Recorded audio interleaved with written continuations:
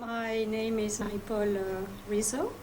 I am the head of the Geographical Indication and Industrial Design Law section in the Law and Legislative Advice division of WIPO, in the grants sector of WIPO, the World Intellectual Property Organization.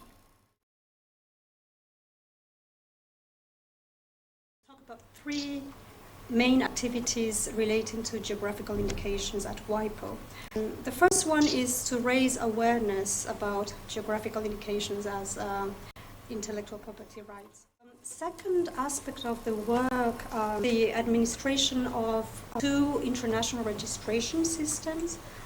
The first is the Lisbon system for the protection of appellations of origin and the international registration of appellations of origin.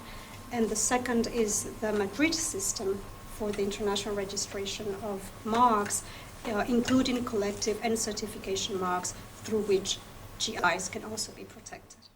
The third aspect of the work at WIPO is providing legislative advice to member states who want to draft new legislation on geographical indications or to revise their existing legislation.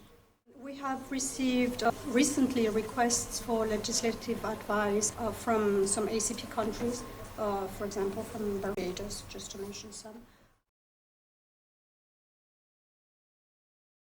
Yes, I think if we take a look at successful GIs, and there are a few, not only in developed countries, but also in developing countries, and also in ACP countries.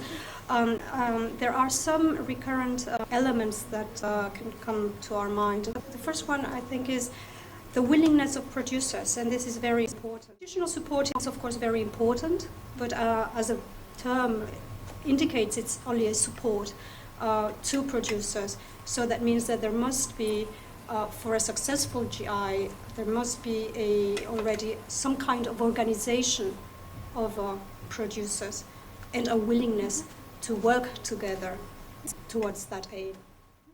A second factor could be looking at a GI scheme as a holistic scheme, comprehensive business scheme, including working on the quality of the product, of course, on control, on distribution, on marketing, and on protection of the GI. But the protection of the GI as an IP right is just one element of the whole scheme. And a third factor of success, I think, is patience, because developing a GI scheme is a very long process. So if we take one example, Café de Colombia, strategy based on origin started about 50 years ago. And it began with very strong marketing campaigns. It began by protecting also the brand through certification of collective marks. And it has taken 50 years to develop to what it is today. Is also precisely the organization of producers, because we all know that working together is not an easy task, and producers often have divergent interests, and it is difficult to put together all those interests. Also a challenge to ensure a fair distribution of benefits among all stakeholders. Another challenge are the costs, because involving a GI scheme, of course, involves costs. For example, enforcing IP rights, that involves costs, marketing involves cost, controls involve cost.